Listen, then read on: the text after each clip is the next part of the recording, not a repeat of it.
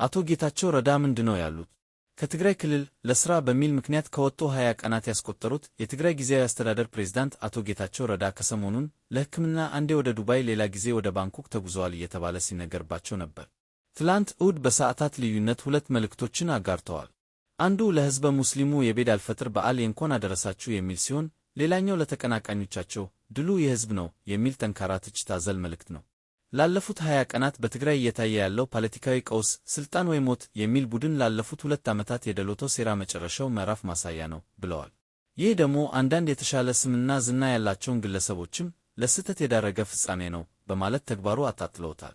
ፕሬዚዳንቱ ኋላቀር ቡድን ሲሉ የገለጹት አካል የጊዜያዊ መንግስቱ መዋቅር በመጣስ ማህተም ከተቆጣጠረ በኋላ በመጀመሪያ እርምጃው በትላልቅ ከተሞች ለደጋፊዎቹ በስፋት መሬት አከፋፍሏል፣ ገቢ የሚያስገኝለትን የሽያጭ ሥራዎች ፈጽሟል ብለዋል። መሬት ከመሸጥና ከማከፋፈል አልፎ ተፈናቃዮችን ወደ ቀያቸው መመለስና ግዛታዊ አንድነት ማረጋገጥ ከመፈክር በዘለለ ጣጣው አይደለም ሲሉ ገልጸዋል።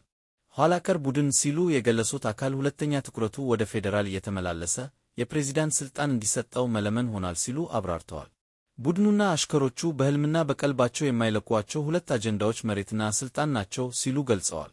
ቡድኑ የሚያስተባብራቸው አካላት የተፈናቃኙ ተስፋና የወጣቱን ሕልም በመቀማት ወደ ሁለተኛ ዙር ትርምስ ሊከቱን ታችና ላይ በማለት ስለሚገኙ ሕዝቡ ኃይል ሊላቸው ይገባል ሲሉ አክለዋል።